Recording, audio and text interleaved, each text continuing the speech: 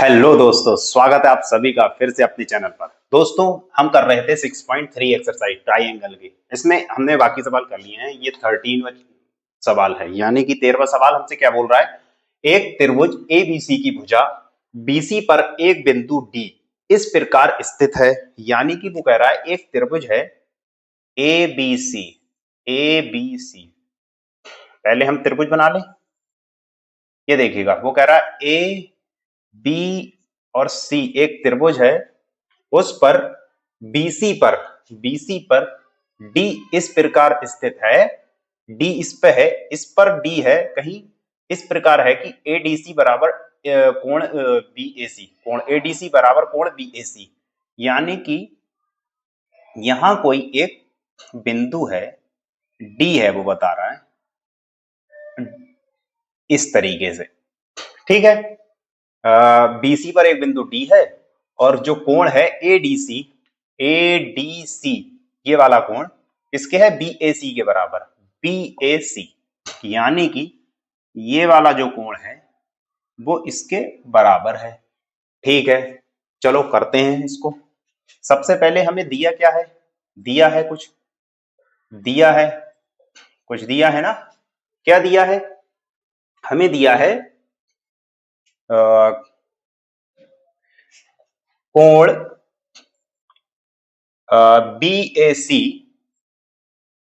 कोण बीएसी ये वाला। एडीसी तो दिया है ना, एडीसी बराबर कोण बीएसी के, बीएसी ये वाला कोण और ये वाला कोण हमें दिया है, ये तो दिया ही है। ठीक है, अब हमें सिद्ध क्या करना है, सिद्ध करना है, सिद्ध करना है, क्या करना है, सी ए स्क्वायर बराबर C B C D, C B into C D. ठीक है, C B into C D. ठीक है, यहां से अब हल करेंगे। सबसे पहले तो हम यही लिख लेंगे, क्या कि कोण ए डी सी बराबर कोण बी ए सी, बी ए सी, कोण ए डी सी बराबर कोण बी ए सी। क्या है ये, दिया है, दिया है। ठीक है, अब उसके बाद देख लेते हैं, एक कोण हमें और भी तो दिया है, कौन सा, त्रिभुज ए बी सी में टी जो है ये है। ठीक है, अब हमें, अगर हम इसमें दो त्रिभुजों को, यानी कि ये वाला और पूरा वाला, यानी कि त्रिभुज ए डी सी और त्रिभुज ए बी सी। ठीक है, त्रिभुज त्रिभुज ए डी सी व त्रिभुज ए बी सी में, यहां देखिएगा, यहां देखिएगा, यहां देखिएगा, सबसे पहले हम इसमें देखते हैं इन त्रिभुजों में, इस लाइन को क्या करेंगे हम, इस लाइन को हम नीचे लिखेंगे, क्योंकि हमें जो मतलब जिस त्रिभुज में ये दिया है ना, हम वो देख लेते हैं। कोण ए डी सी बराबर होगा कोण बी ए सी के, बी ए सी ये देखिएगा इसी एंगल में आ रहा है ना। इसी वाले बड़े वाले त्रिभुज में क्या आ रहा है, कोण A D C, A D C ये छोटे वाले में आ गया। अब बड़े वाले में कौन सा आ रहा है, कोण ए बी सी, नहीं कोण बी ए सी, बी ए सी ये बड़े वाले में आ रहा है, ये वाला बड़े में आ रहा है, ये छोटे वाले में आ रहा है, ये वाला ए डी सी। ठीक है, ये हो गया, ये तो हमें दिया है, ये हो गया हमारा दिया है। अब क्या देखते हैं, चलो ये हो गया एक। अब दूसरा, अब यहां देखिएगा, एक ये देखिएगा, ये ये वाला जो कोण है, कोण सी जो है, वो हमारे इस त्रिभुज में भी है और ये बड़े वाला त्रिभुज है इसमें भी है। ठीक है, एक कोण हमारा ये मिल गया, कोण सी बराबर कोण सी। कौन सा कोण है? ये है हमारा उभयनिष्ठ, यानी कि कॉमन कोण है ये, तो उभयनिष्ठ कोण। यहां हमें दो कोण मिल गए, तो हम यहां क्या करेंगे, एंगल एंगल का नियम से लगा देंगे। एंगल एंगल के नियम से क्या होगा, त्रिभुज एडीसी, त्रिभुज एडीसी समरूप होंगे किसके, त्रिभुज बीएसी के, त्रिभुज बीएसी। ये मिल गया हमें, ये मिल गई हमें। ठीक है, पर ये तो हमें सिद्ध नहीं करना था, हमें तो कुछ और ही करना है, सी ए स्क्वायर बराबर C B into C D. ठीक है, अब कैसे निकालेंगे, इसी से ही निकालेंगे हम। कैसे, यहां सी ए स्क्वायर आ रहा है, ये देखिएगा सी ए स्क्वायर आ रहा, मतलब सी ए मतलब कि ये और ये वाली, तो इन्हीं की भुजाओं के अनुपात से निकल सकता है। मतलब कि सी ए अपॉन में यहां क्या लेंगे, सी बी, क्योंकि यहां से हम यहां गए थे तो यहां से यहां आएंगे, सी बी। ठीक है, बराबर, अब C B into C D, C D लेना है, मतलब कि सी डी कैसे आ सकता है, सी डी, सी डी यहां देखिएगा, C D, C D, C D उल्टा गए तो यहां से सी ए, सी ए। ठीक है, आ गया, क्रॉस मल्टीप्लाई कर दो, सी ए बराबर क्या हो गया, सी ए स्क्वायर बराबर C B into C D, C B into C D. ये है हैंस प्रूफ्ड। ठीक है, हैंस प्रूफ्ड, इति सिद्धम। ठीक है दोस्तों, अब चलते हैं अगले सवाल पर। अब ये देखिएगा, ये है 15वां सवाल। क्या बोल रहा है, लंबाई 6 मीटर वाले एक हॉरिजॉन्टल खंबे की भूमि पर छाया की लंबाई 4 मीटर है, यानी कि मतलब कोई सूरज से जब सूरज किसी मतलब खंबे पर पड़ रहा है तो उसकी जो छाया की लंबाई बन रही है जमीन पर वो 4 मीटर है। जैसे जैसे वो ये बोल रहा है कि एक मतलब 6 मीटर ऊंचा क्या है, खंबा। ठीक है, ये तो खंबा हो गया, ये हो गई हमारे 6 मीटर। ठीक है, और उसकी जो इधर से छाया पड़ रही है ना, मतलब इधर कहीं सूरज है ऐसे करके, ये ये सूरज है, जब इसकी यहां ऐसे करके छाया पड़ रही है इसकी, तो यहां ये 4 मीटर तक जा रही है, ये हो गया हमारा 4 मीटर। ठीक है, ठीक है, अब ये इस तरीके से ये जा रही है। ठीक है, ये हो गया, ये 4 मीटर है।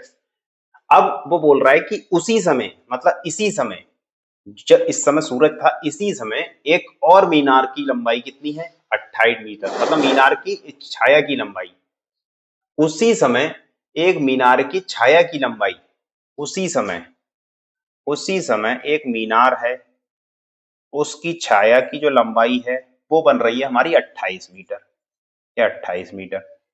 तो मीनार की ऊंचाई ज्ञात करो, वरना ये पूछ रहा है मीनार की ऊंचाई, ये पूछ रहा है यहां से यहां तक। ठीक है, यहां देखिएगा। ठीक है, यहां हम नाम दे देते हैं कुछ भी, ये हम मान लेते हैं ए बी सी, यहां डी ई एफ, कुछ भी मान सकते हैं आप, कुछ भी मान सकते हैं। उसके बाद अब हम देखते हैं, अगर अगर हमारा ये सेम टाइम पर छाया बन रही है तो ये एंगल जो है दोनों में क्या होंगे, सेम होंगे बिल्कुल। क्या होगा, अगर सेम टाइम पर पड़ रही है इस पर छाया, मतलब सूरज की लाइट पड़ रही है जब छाया बन रही है, तो ठीक इसके कोण और इसके कोण बराबर होंगे, बिल्कुल बराबर होंगे। ठीक है, ये समझ में आ गया। अब देखिएगा, पहले तो हमें दिया है, दिया क्या है पहले ये देखते हैं। जब छाया पड़ रही है सेम टाइम पर तो हमारा कोण ए जो होगा, कोण ए जो होगा वो कोण डी के बराबर नहीं होगा, बिल्कुल होगा, क्योंकि किसकी है? सूर्य की, सूर्य की छाया से सेम टाइम पर बने कोण, सेम टाइम पर बने कोण। ठीक है, सूर्य से नहीं, छाया से थोड़ी होगा, सूर्य से, सूर्य से कर लो, सूर्य से सेम टाइम पर बने कोण। ठीक है, ये तो हमें दे दिया है, अब हमें निकालना क्या है? h। ठीक है, अगर इसको समरूप सिद्ध कर दूं तब मैं इनकी भुजाओं का अनुपात ले सकता हूं। कैसे कैसे ले सकता हूं? चलो देखते हैं पहले। और क्या दिया है? कोण B बराबर कोण EB तो होगा, ये अगर सीधे खड़े हैं तो ये 90 डिग्री भी तो होगा, होगा। कोण B बराबर कोण E क्या है? ये 90 डिग्री। ठीक है, ये हो गया। अब हम इसको सॉल्व करते हैं, हल। ये देखिएगा, अब हमें क्या है, हल में क्या होगा? हल में तो यही होगा, कोण A बराबर दिया है कोण D के, ठीक है, और कोण B बराबर कोण E, ये 90 डिग्री है, और ये तो अपने ये सूर्य से सेम टाइम पर बने कोण होंगे। ठीक है, हमने क्या किया, हमें दो एंगल मिल गए बराबर, एक तो कोण B बराबर कोण E के हो गया और कोण A बराबर कोण D के हो गया। तो हम एंगल के नियम से क्या होगा, ये समरूप हो जाएंगे त्रिभुज। कौन कौन से?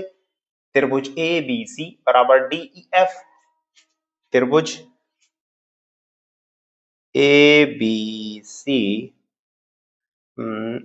ABC समरूप हो जाएंगे त्रिभुज DEF के। ठीक है, अब अगर ये समरूप है तो इनकी संगत भुजाओं का अनुपात भी बराबर होगा, बिल्कुल होगा। अब इनकी संगत भुजाएं ले लेते हैं, हमें दी कौन कौन सी हैं? संगत भुजाएं हम वही लेंगे जो हमें निकालना है, जैसे हमें ये दिया है, ये दिया है, ये ले लेंगे। इसी तरीके से ये भी दिया है, ये निकालना होगा, बिल्कुल निकल जाएगा। देखिएगा संगत भुजाएं देखिएगा, AB upon DE, AB upon DE बराबर किसके होगा? BC upon EF, BC upon EF। ठीक है, अब वैल्यू लगा दो, AB की वैल्यू 6 है और उसकी H जो निकालना है, ठीक है, BC की 4 और इसकी EF की 28। ठीक है, ये देखिएगा 4 ही कम 4, 4 सत्ते 28। ठीक है, H बन जा H और 6 7 जा 42, H बराबर 42 मीटर, यानी कि उस मीनार की जो ऊंचाई होगी वो कितनी होगी? 42 मीटर। ऐसे ही हम लिख देंगे। तो दोस्तों, आशा करता हूं आपको वीडियो अच्छी लगी होगी। अगर वीडियो अच्छी लगी हो, वीडियो को लाइक और शेयर जरूर कर देना, और चैनल पर अगर पहली बार आए चैनल को सब्सक्राइब भी कर देना। Thank you.